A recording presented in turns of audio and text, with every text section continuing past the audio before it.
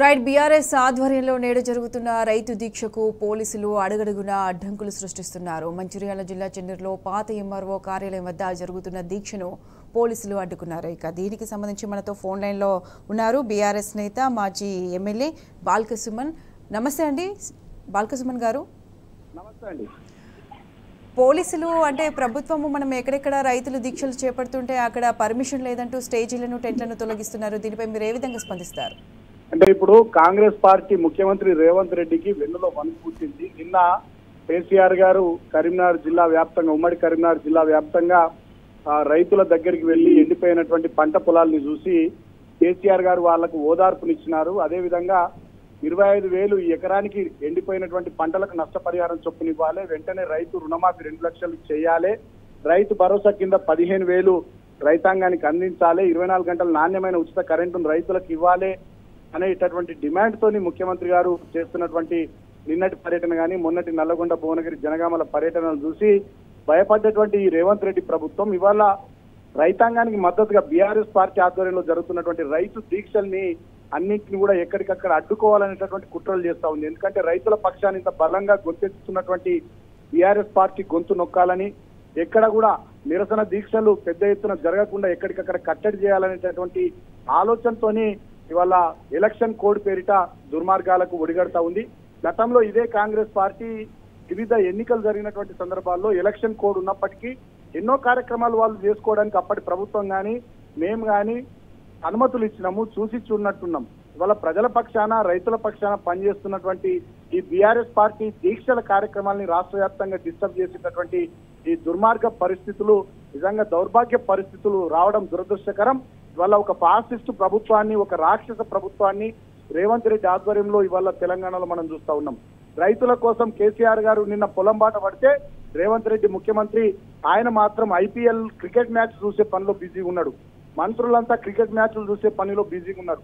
రాష్ట్రంలో రైతుల దగ్గరికి ఒక్క ఎమ్మెల్యే పోతలేడు, కాంగ్రెస్ పార్టీ ఎమ్మెల్యే ఒక్క మంత్రి పోతలేడు, ముఖ్యమంత్రి పోతలేడు. ఎండిపోయిన పంట పొలాల గురించి ఎన్యూమరేషన్ చేయడానికి అధికారులు పోతలేరు. వాళ్ళ రాష్ట్రంలో రైతాంగ పరిస్థితి అగమ్య గోచరంగా తయారైంది.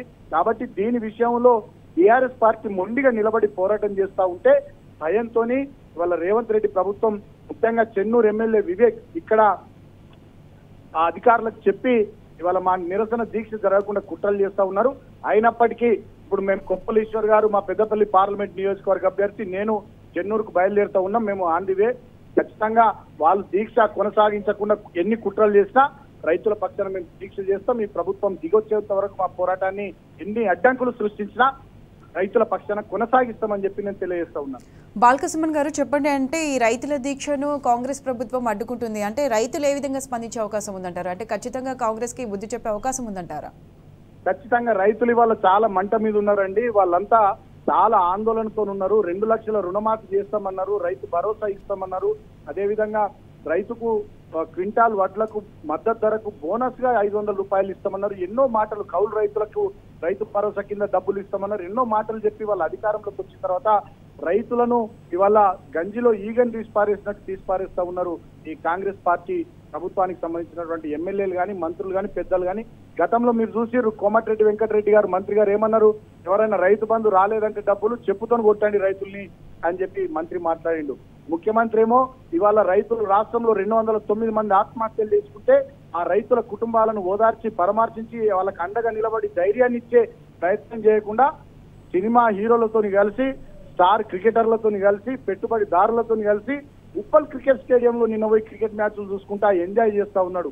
అంటే వాళ్ళ కాంగ్రెస్ పార్టీ ప్రభుత్వం యొక్క ధోరణి, ఆలోచన విధానం ఏందో రైతాంగం చూస్తా ఉన్నారు. మేమేమో 41 డిగ్రీల ఎండలో కేసీఆర్ గారు 70 ఏళ్ల వయసులో నిన్న సుమారు 12 గంటల పాటు పర్యటన కొనసాగించారు రైతాంగం కోసం ఎర్రటి ఎండలో. ఇవాళ వీళ్ళు మాత్రం ఏసీ గదుల్లో కులుపుతూ క్రికెట్ మ్యాచ్లు చూస్తూ డబ్బు సంపాదనతో ఇవాళ విచ్చలవిడిగా ప్రభుత్వం ఇచ్చినటువంటి అధికారాలను దుర్వినియోగం చేస్తూ ముఖ్యమంత్రి, అదేవిధంగా ఈ రాష్ట్ర మంత్రివర్గం ఎమ్మెల్యేలు ఈ రకంగా ప్రయత్నిస్తా ఉన్నారు, పనిచేస్తా ఉన్నారు. దాన్ని రాష్ట్ర రైతాంగం గమనిస్తా ఉన్నారు. ఖచ్చితంగా వాళ్ళకి తగిన రీతిలో సందర్భం ఎప్పుడు వచ్చినా, సమయం ఎప్పుడు వచ్చినా తెలంగాణ రైతన్న ఈ కాంగ్రెస్ పార్టీకి కర్రుగాల్చి వాత పెట్టడం ఖాయం.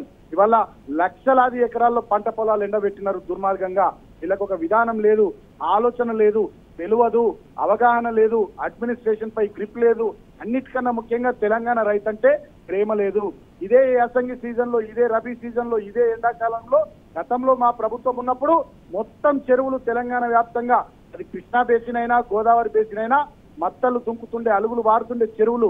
ఇవాళ ఏ చెరువుకు పోయినా నీళ్లు లేవు. మిడ్మానేరే ఇవాళ అడుగంటి పోయేటటువంటి పరిస్థితి. ఎల్ఎండిలో నీళ్లు లేవు, ఎల్లంపల్లిలో నీళ్లు లేవు, ఇవాళ రిజర్వాయర్లలో నీళ్లు లేవు, చెరువుల్లో చెక్ డ్యాముల్లో నీళ్లు లేవు. అంటే వీళ్ళకు ఒక జల విధానం లేదు, వీళ్ళకు ఒక వ్యవసాయ విధానం లేదు, వీళ్ళకు ఒక అవగాహన లేదు. దీన్ని రైతాంగం గమనిస్తా ఉన్నారు. ఖచ్చితంగా ఈ రైతుల పట్ల ప్రేమ లేని ఈ రాక్షస రేవంత్ రెడ్డి ప్రభుత్వానికి తగిన రీతిలో రైతు బుద్ధి చెప్తాడనేటటువంటి విశ్వాసం, నమ్మకం నాకుంది. ఓకే రైట్ అండి. థ్యాంక్ యూ బాలకసుమన్ గారు, మీ అభిప్రాయాన్ని వ్యక్తం చేసినందుకు.